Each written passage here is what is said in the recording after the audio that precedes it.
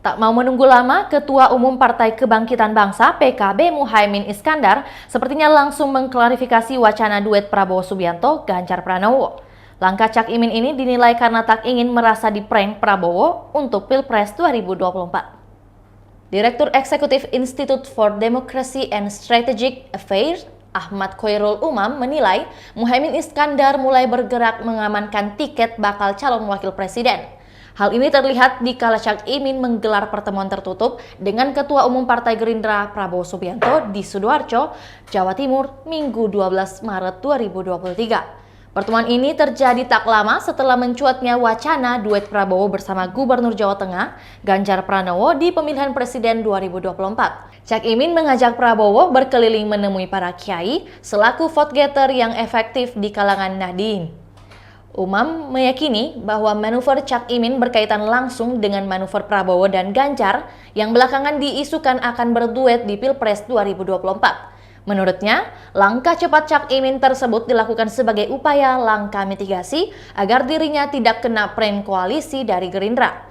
Diketahui, Prabowo dan Ganjar sempat mendampingi Presiden Joko Widodo dalam sebuah kegiatan di Kebumen, Jawa Tengah beberapa waktu lalu. Spekulasi perihal wacana duet di Pilpres 2024 pun muncul setelah Prabowo dan Ganjar kompak mendampingi Jokowi.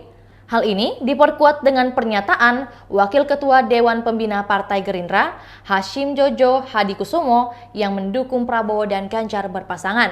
Namun demikian, Hashim menuturkan Ganjar mesti menjadi cawapres karena Prabowo figur politisi yang lebih senior dan memiliki lebih banyak pengalaman.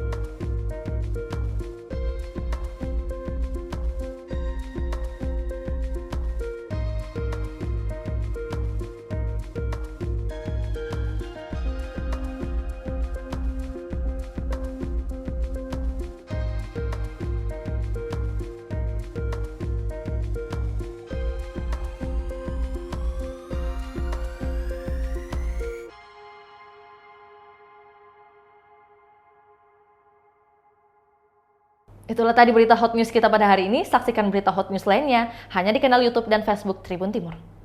Terima kasih sudah nonton. Jangan lupa like, subscribe, dan share ya.